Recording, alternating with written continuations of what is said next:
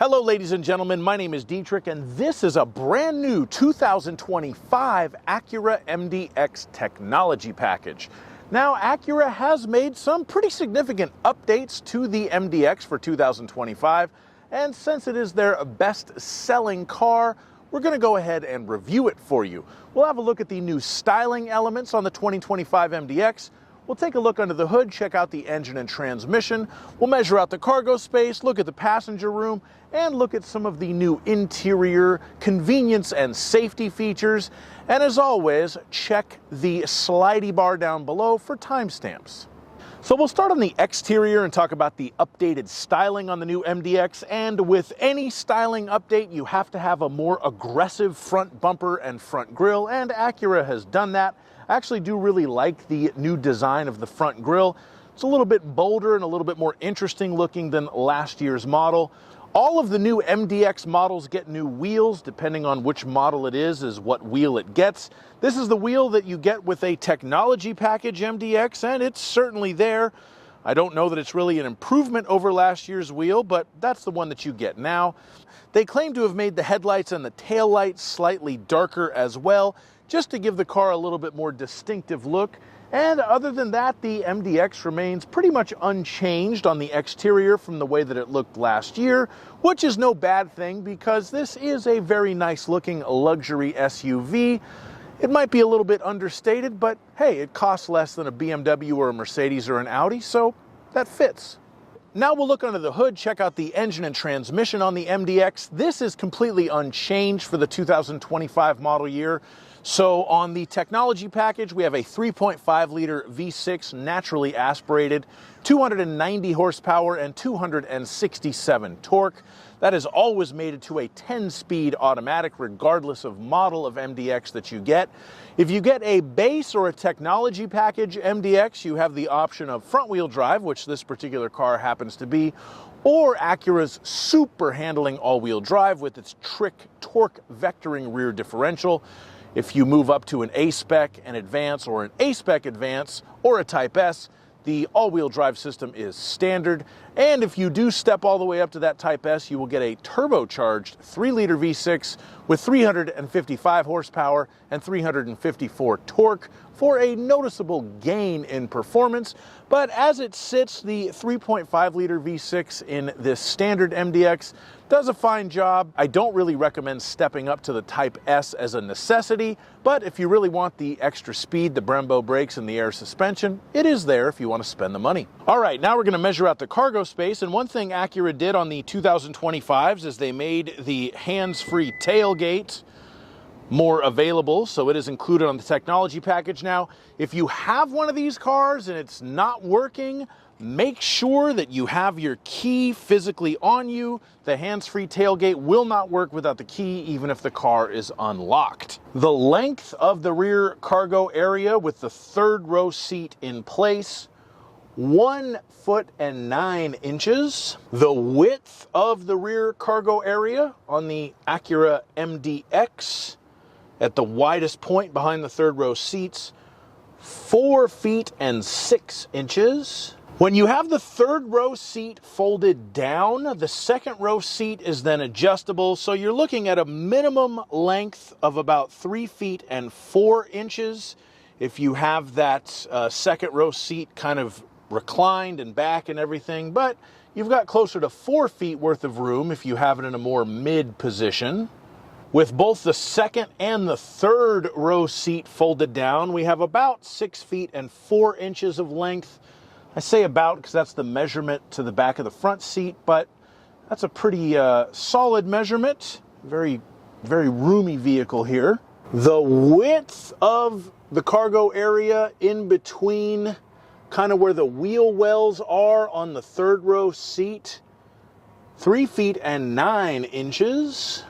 The height of the interior of the cargo area is about 2 feet and 5 inches, and it should be noted at the rearmost portion of the cargo area, this piece can be flipped around. You can have the carpeted portion, or You can shove it down like that so that you have a deeper cargo well behind the third row seat. That gives you about an extra 6 inches there, and hey, you know, a lot of people would kill for an extra 6 inches, so there you go. You can get it in an MDX. And if you need to lift something into the rear of the vehicle, you will need to lift it 2 feet and 9 inches off of the ground. If you get an all-wheel drive MDX Tech, it does have a spare tire mounted underneath the car. But since this is just a 2-wheel drive model, it has a fix-a-flat kit buried in there. So that is the cargo area in a new MDX. Now we're going to check out the passenger space, and for this measurement I'll use myself. I'm 6'5", so let's see if I can sit behind myself in an MDX.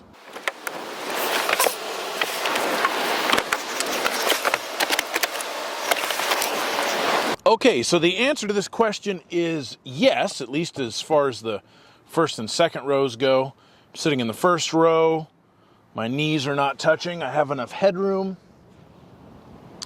If I go into the second row, I do have enough knee room. I do have enough headroom. I fit here. The second row seats are adjustable.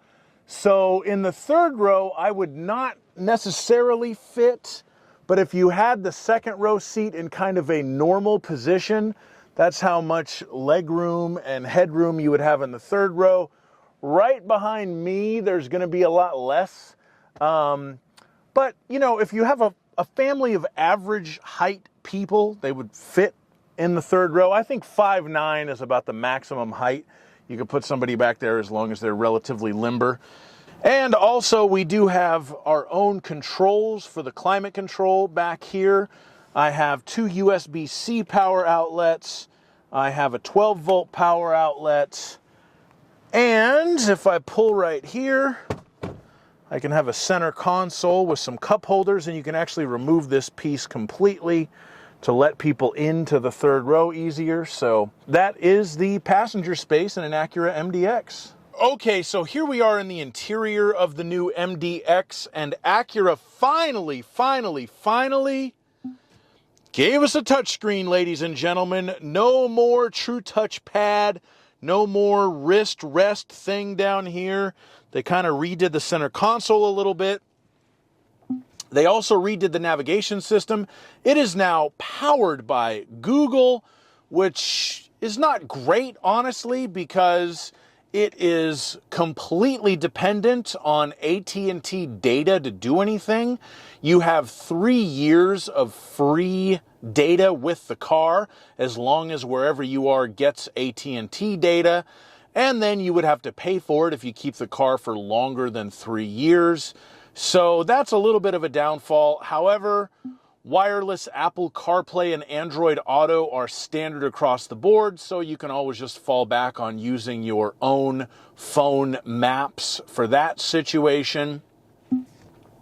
It is nice to finally have a touchscreen, and we have a new stereo system. We now have a 19-speaker Bang and Olufsen stereo system. That is standard on all but the base model and the top-end Type S. That has a better stereo system. The base model has a worse one, but as far as the technology package goes, last year's Tech Pack only had a 12-speaker ELS, so the 19-speaker in this car is an upgrade.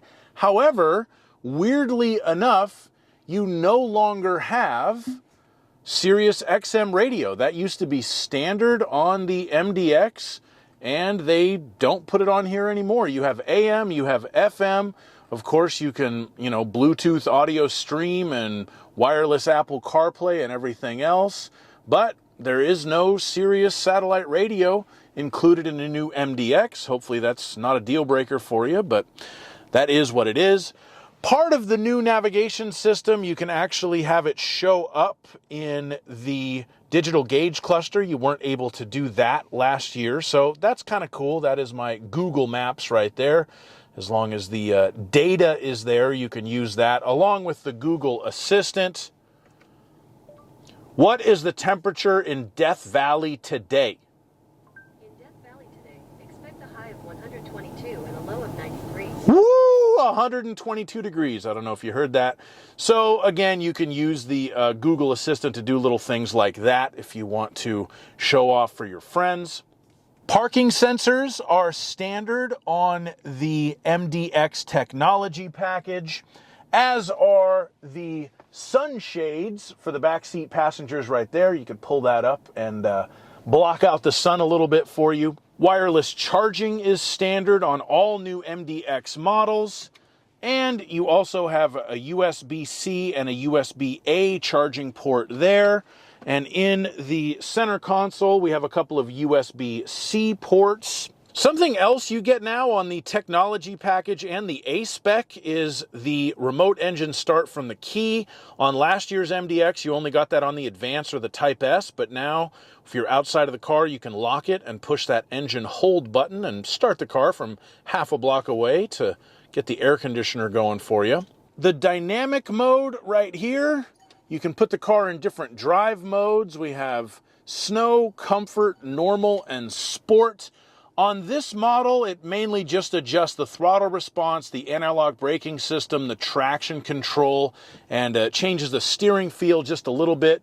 It can also adjust the ambient lighting. If you have the setting set for that, you do have a very nice ambient lighting system in this car, so you can have 27 different themes. That's what Acura calls the iconic drive ambient lighting.